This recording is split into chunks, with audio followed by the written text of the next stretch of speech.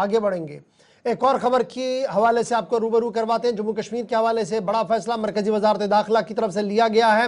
14 افسروں کو باضابطہ طور پر IAS کا آرڈر ملے گا اور اس JKAS افسروں کو ترقیاں دی گئی ہیں اور انہیں کلیئر کیا گیا ہے کہ وہ IAS میں انڈکٹ کیے جائیں گے۔ 14 سرونگ JKAS افسروں کی فائلوں کو کلیئر کیا گیا ہے اور انہیں باضابطہ طور پر IAS انڈین ایڈمنسٹریٹو سروس میں جگہ دے دی گئی ہے۔ وزارت داخلہ DOPT کی طرف سے باضابطہ طور پر 14 افسروں کی فائلوں کو رات دیر گئے کلیئر کر دیا گیا ہے۔ یہ وہ فائلیں تھیں جنہیں جنرل ایڈمنسٹریٹو ڈپارٹمنٹ نے باضابطہ طور پر بھیجا تھا تاکہ کلیئرنس مل سکے اور ان کے فارمر آرڈر جو ہے IAS نوٹیفیکیشن کے ذریعے سے جاری کیے جائیں۔ 9 ویکنسیاں ریٹائر افسروں کے لیے جو ریٹائر ہوئے ہیں لیکن انہیں بھی یہ بینیفٹ ملا JKAS افسروں کو، اور باقی ماندہ جو ہے وہ سرونگ افسر بتائے جا رہے ہیں۔ کل ملا کر 14 serving Jammu Kashmir administrative service کے افسر ہیں جن کو کلیئر کیا گیا انڈین ایڈمنسٹریٹو سروس کے لیے۔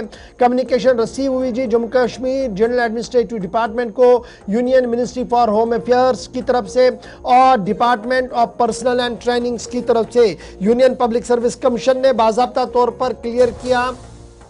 2 علیحدہ میٹنگز ہوئی، اپریل 23 تاریخ کو اور 24 تاریخ کو، جس کے بعد یہ رات دیر گئے فیصلہ لیا گیا ان 14 افسروں میں کہ جن کو فارملی اب IAS میں انڈکٹ کیا گیا۔ ان میں